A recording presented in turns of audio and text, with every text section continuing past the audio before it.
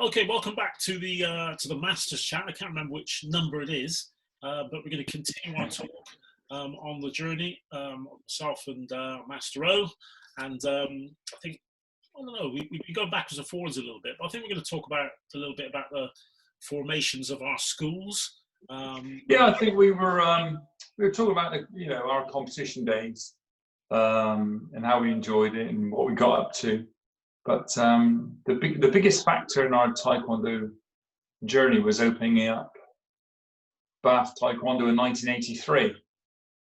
Yeah, well, and that was quite special, wasn't it? Well, it was special for a number of reasons. I think the first reason is that obviously we were sort of doing it together as a duo. The second reason is there wasn't a great deal of Taekwondo schools around at the time. They were sort of, there was a couple in Bristol, one in Weston. Obviously, there was some small WCF schools around, but actually it was quite a new venture and quite a I don't know, dangerous venture in a way because we had no guidance about how to do it, and we sort of learnt on the job, really, didn't we? Yeah, we did. I mean, it was something that we wanted to do, so we decided to get permission, go ahead and do it. And the biggest area next to Bristol was Bath, so we thought we would do a few recce's, try and find a training venue. Need 2 nights a week. We found Percy Boys Club in Bath, which is a really old, rundown venture, wasn't it? An old building with a 5-side court outside that was all just run down, basically. And I remember we were so excited, so we drafted up some posters, started delivering them around to letterboxes and putting them up anywhere and everywhere, and put an advert in the paper and just crossed our fingers, didn't we? Well, we did. I can't even remember if we put an ad in the paper. I'm sure we did. It was a very small one. Yeah, we did. Yeah. No, we didn't. We put an advert in the paper, and just hope for the best, didn't we? It was just putting posters out was the main thing. Well, like I said, we didn't have a great deal of money, so we sort of did it on a shoestring, which is very different from today's launching schools. And I think also as well is that we found that Percy Boys Club, which we thought, oh yeah, this is fantastic, but the floor was awful. And if you remember, they used to have ballroom dancing the night before we used to train, and they used to put sand on the floor. There wasn't sand. Well, if you remember, it was Saturday night, and we get there Sunday afternoon to start training at about 6 o'clock, and we used to get there about 2 and wash the floor down because they put chalk everywhere. Well, that's right, it was chalk. It was chalk. And it was slippery. If you didn't get rid of it, it was so slippery, wasn't it? Well, it was it was awful because we did sort of an hour's or 2 hours teaching, whatever it was, and about 3 hours washing the floor. Yeah. Which when you think we were hiring the place and we were hiring it to be to be clean, we ended up being the cleaners.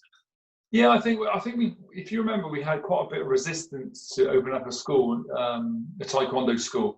We went to local schools, colleges, and mainly Bath Sports Centre. And Bath Sports Centre said, no, we've got martial arts already. We said, well, we haven't got Taekwondo. They said, no, we've got karate. And that was a well-established big school. We went along to look at it. It was, in our eyes, it was big, wasn't it? Big, huge venture. And they had judo. And judo was quite popular, back in the day. So we ended up with this little sort of manky hall. I mean, not being disrespectful, it's probably a really nice place now, but back in the day, it was really run down. So yeah, we put a date out, didn't we, for a demonstration, and thought, right, keep our fingers crossed. And we turned up all excited, and we had a reasonable crowd, didn't we? We had sort of, a couple of dozen people watching. And out of that, I think we got 8 members. Yeah, it was. I mean, we were nervous, but we were very excited by it because it was quite a big deal for us at the time. And obviously the demonstration, we wanted to go really well, and it did. I mean, demos in those days were absolutely fantastic. A lot of wood being broken and people jumping over people, and sparring was sort of full on and whatever. sword defense, knife defense. You have to be careful though that you didn't actually put people off, because people, Yeah. people look at it and think, "Crikey, I'll never be able to do that." We didn't Well, learn later on. we did find that, didn't we? We actually found, by our mistake, that we would do fantastic demonstrations. In the end, we'd have people doing somersault kicks, breaking wood, sword defense, and we'd have like 100 people turn up to watch the demo, and then nobody would join because of it. And we quickly realised it was too extravagant for the average Joe to take on. So we then toned it down a little bit, didn't we?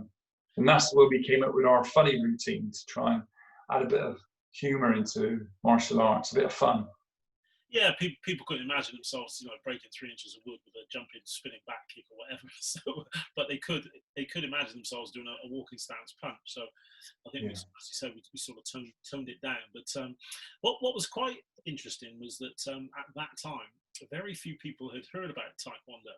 We were going around talking about Taekwondo, and people go, "Well, what's that?" That's exactly right. Yeah. You used to go, "Well, it's like karate, but it's Korean." And that's the way we used to explain it, but more kicking, and all these different explanations about what Taekwondo was. And of course, if you go towards the end of the 80s, everybody knew what Taekwondo was, because 88 it got into the Olympics, but 83 nobody had really heard of it. It was yeah. And I think if you remember as well, there was a little bit of rivalry, wasn't there, from the karate club? Yeah. People come along and watch us and show that they were there in a presence. And the boxing club was it, Percy Boys Club, and they used to regular come in and just not stare us down. But I remember clearly that there was a couple of times just standing in the doorway, arms folded, staring at us taking the class. That might have been, I don't know, we were a bit nervous and young, I don't know, but it definitely happened. And there was obviously a reason behind it, but we'll never know. But we thoroughly enjoyed it, didn't we? We had 8 students, and then off we went. Yeah, I think there was a reason for it. People did try and intimidate us. I mean, we even had people come and try and take us on, didn't we? But it was quite good because we were well into tournaments and we were young and we were testosterone fueled. We said, "Yeah, come on, let's do it." We got some great memories of that, of people. And it is great, actually, isn't it? Because if you run your own school, you know how to handle it. So coming into your environment, then, I remember there was that young man who did boxing, came along to the Swindon club, and he insisted that he wanted to spar and bought all the equipment. Yeah. And then he kept offering you a fight, didn't he? Which isn't the martial arts way. There was no respect there. And I remember you dealt with him accordingly, and he spent all that money on sparring equipment, wore it once, and we never saw him again. Yes, I know. It was a strange sort of thing, because it was, I don't know, it was almost like you see in the films, where people come to your school and they want to take you on and fight you and whatever. But I don't know. At the time, I think we were young and we were raw and we were up for it, and we thought we were immortal, so used to take them all on. But so we started with those 8 students, didn't we? And one of those latecomer of those 8 was Mr. Tetmar, who still trains today. And we had about 8, and it got to about 12, and then we got to about 15, 16, and it was like that for well over 18 months. And then we decided then to try and boost the numbers, because obviously traveling over to Bath and higher, it wasn't sort of taking off really. So we did demos on the streets. We put posters everywhere and anywhere and give them to our students, say that they would help us. And we started doing a demonstration sort of once every 6 weeks, if I remember. And then we eventually got into Bath Sports Centre, and it just mushroomed from there. Mushroomed, is that the right word? But it just got really big, didn't it? We started doing more of the sparring aspect, which most traditional Taekwondo and karate schools at the time just did. It seemed that we just did line work, patterns, set sparring, but we liked the sports side of it, so we did more of the free sparring, and it really took off, didn't it? I think, within a space of a year, we went from sort of, I don't know, well, there was that, we do remember that we got to about 40, didn't we? We were really pleased, and we decided to go full time. and that was probably That was some time. 5 years later, and it just went from 40 to about 80, 90, didn't it? And then it kept growing. It was really good. Well, I think sort of coming back a bit, if you remember the Bath Sports Centre, the Bath Sports Leisure Centre. I mean, they didn't want to let us in at first. No, they wouldn't. No, they literally gave us an hour in a small room on a Sunday. Yeah, we packed them in. Yeah. And I mean, they're like sardines, aren't they? Wall to wall. And eventually, we managed to get more and more space. The upper sports hall. Which is where the karate club was. Yeah, and they used to train on. Did they train on the Sunday as well? And we took their spot. I can't remember. I can't remember. I know that we went from the smallest martial arts school in that leisure centre and possibly in Bath to the biggest in a very short space of time. I think because we were still, we were competing quite a lot. Every other week we'd bring trophies and whatever, and then try and sort of motivate our students to, to keep training and so on. And I think the other thing that I think was a big thing in our favour was we actually started a children's class, and we started teaching the children separately. And I don't remember why we started. Do you remember the incident of the parent who said that she couldn't afford it and her sons and whatever? Yeah, I remember it because she was saying, she had twin boys. She was a single mum. They were playing tennis. They had school fees. They were doing athletics. This was just one extra thing they couldn't do. So we decided to do a junior fee at the time, didn't we? Yeah. And we reduced the money. And the next time we saw her, she pulled up in a Bentley. Yeah, it was Bentley. And then we realised she had a Bentley, a Porsche, and a few.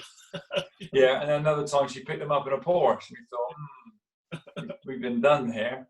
So that was interesting. But we had a very successful junior class for a long time, didn't we? In fact, some of those juniors went on to be world champions themselves. Yeah, we did. I mean, we pushed them really, really, really hard. And I think, as I said, we were still competing ourselves. So they were sort of sparring with us, and we were giving them no leeway. Our students, we were really aspiring at a high level. They were having to. Yeah, we were really tough on them, actually, weren't we? Yeah, very, very, very much so. And which actually sort of stood us in good stead. We were a very strong school. Consequently, I mean, we can sort of move on from there. We did actually win the school championships in the early 90s as well. Yeah, well, we won the area championship, didn't we? Best school through the number of trophies and gold medals, and then we won the national title, didn't we, with the TAGB? Won the British Championships in 1990, was it? Yeah, it was on 90 or not, I can't remember, 90 or 91, one or the other, but it was early 90s anyway. And and that was great. We used to have a coach load of people going up from our school alone. It was brilliant. Yeah. And we went to the English Championships. You remember, you and I competed and we both won. Yeah. And we couldn't get on the coach because there was no room. We had to drive up ourselves to make room for others to get onto the coach. And it was really good memories. It was early days. Well, sort of coming back a little bit from that. Obviously, Bath was very successful. And in 97, not 97, 87, we started. Yates started, Swindon started, and did you start Newbury that year? I can't remember. No, Newbury was a bit later. It was around about 91, I think. Okay, but we did Bath and Swindon together, and I started Yates Taekwondo as well, and and again I was still competing at that time. So Yates became a very, very strong school quite early on. People that are into fighting then, and again, a few of those went on to become world champions as well and do really, really well. So it's a fantastic time, the 80s and the early 90s for us.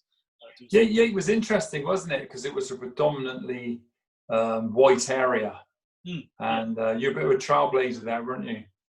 Yeah. It was a funny thing. It was a similar story actually to Bath, because when I went to the leisure centre, they wouldn't give me any room or space at all. So I ended up teaching. They had a small boiler room. The leisure centre looked very different then. I was teaching above the boiler room. It was absolutely boiling. Within about 5 minutes, people were just sweating. It was so tiring. And every week I'd go to the manager. Oh, any chance of getting into the activity room. You go, nah, no chance. And eventually, he gave me some space on a Friday, which was before the karate, which sounded quite good, but the karate school was so unhappy because I'd gone from this tiny school, and my school was growing, and they'd been there for years, and they didn't appreciate that at all. They used to throw window daggers at me.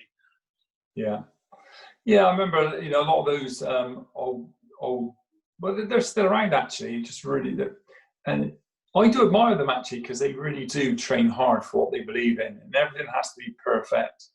They concentrate on bunkai, self-defense, really tough environments to train in. But I think for us, we just loved martial arts. We felt that everyone and anyone should be able to do it. Not everyone can become a black belt, of course, but at least give them the opportunity to train. So the numbers just mushroom. So, we go to we started Swindon in 88, maybe 89? 87 it was. 87, yeah. And we started going to Swindon, and we had a good regular amount of people there, about 30, 40 people, again with a junior class. And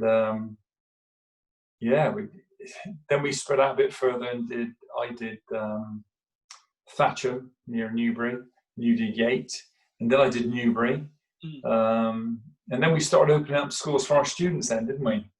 Yeah, that was the other thing. It sort of spread. Many of our students who started with us originally in Bath, Skidmore, Mr. Tetmar, those people, started to run their own schools. They were black belts then, and we sort of encouraged them to do it, because I think we enjoyed it so much.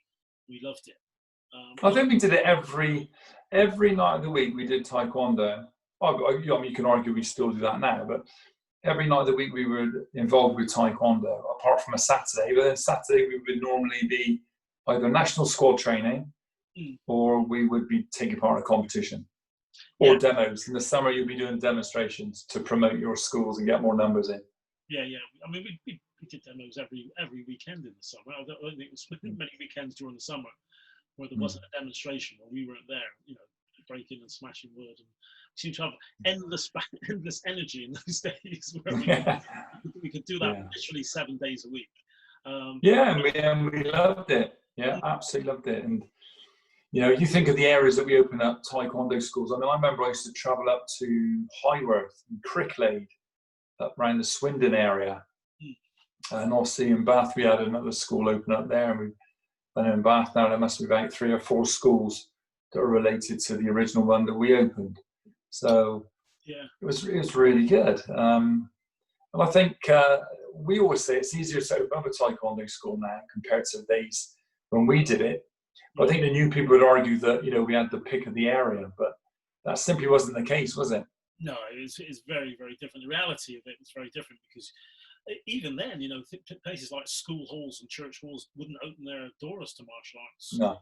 No, they thought it was a bit. I don't know what they thought. Perhaps they thought it was a bit thuggery. Well, they thought it was a bit very aggressive. So these days now all schools are out their premises, church halls. There's lots of community halls, but in there we were very limited to where you could train. Which is why we ended up at Percy Boys Club in the first place. But coming back from that, I don't know if you remember, one of the thing that we enjoyed about teaching and starting Bath School was to have enough money at the end of the week to buy a beef burger. that was our treat, wasn't it? That was our treat. As long as we had enough money that on a Sunday night, on the way home, we could stop at Mr. D's to get a garlic burger and chips and a Coke, which now we try to stay away from those foods as much as possible, but then that was a real luxury. In fact, when you got picked to go to Los Angeles, they sponsored you, didn't they? The local beef burger shop. It's still there today, Mr. D's. Really nice burgers. Yeah, they did sponsor me. It was great, and it was very, very very innocent times in a way.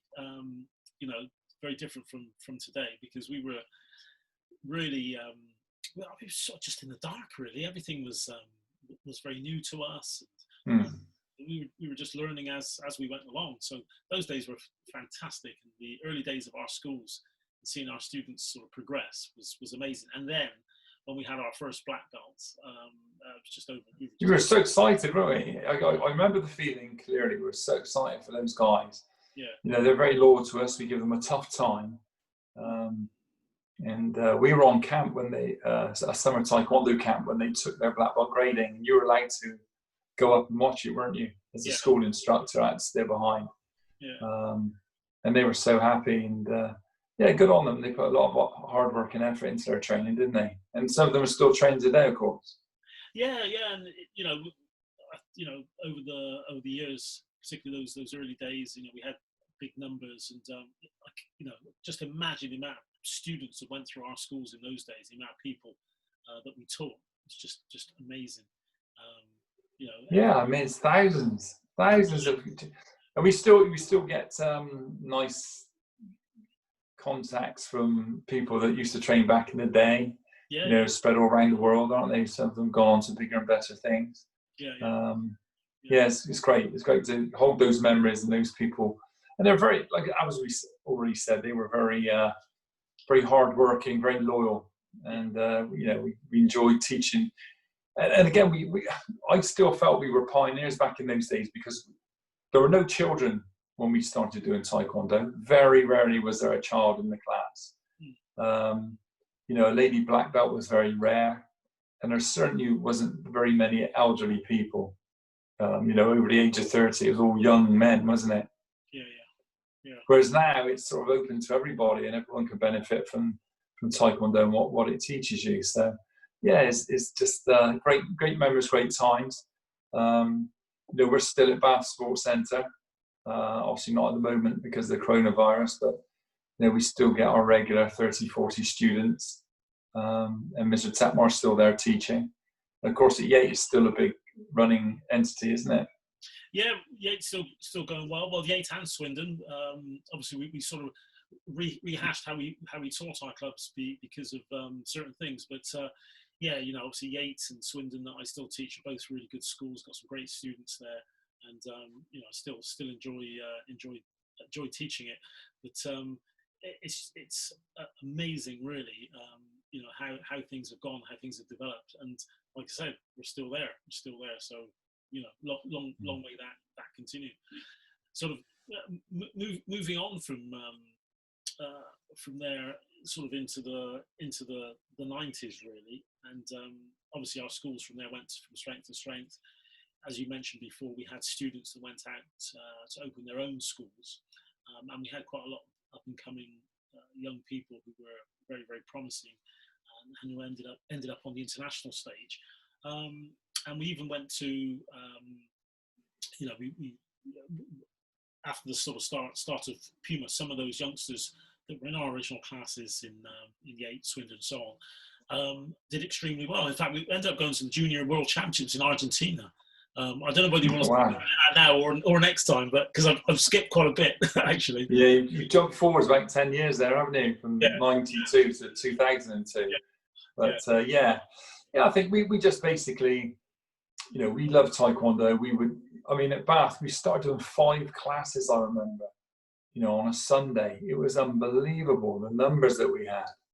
And the same at Swindon. And then I would travel up the M4, take an hour and a bit to get to Thatcham and Newbury and open up schools there. And so subsequently they opened schools in return. And I think it was the onset of, once we got through the barriers of people being afraid of martial arts, then the mainstream took on board as well. So you had the Power Rangers, Ninja Turtles, the Karate Kid, all that stuff made a difference to what we were trying to achieve at the time, which was, open up martial arts to everybody. Yeah, it did. Yeah, the sort of movies or whatever incorporating martial arts was a big help. And whenever there was a martial arts style movie on, you can guarantee that we were going to have some beginners and people phone us up, say, "Oh yeah, we want to join. We want to do what you do," and so on. So it was great. And obviously the kids were a big part of that. And some of those kids that joined then are now still with us as adults. And we're sort of almost handing over the baton in a way, even though we're still teaching. It's been a fantastic journey. So I think I'm just checking the time. We're nearly out of time on this one. So Yeah, that's good. maybe we can come back and talk about the Argentina thing, but talk about the formation of P.U.M.A. Yeah, get to the year 2000, which was quite a big thing, wasn't it, for us to go out and branch out on our own and sort of do things slightly differently.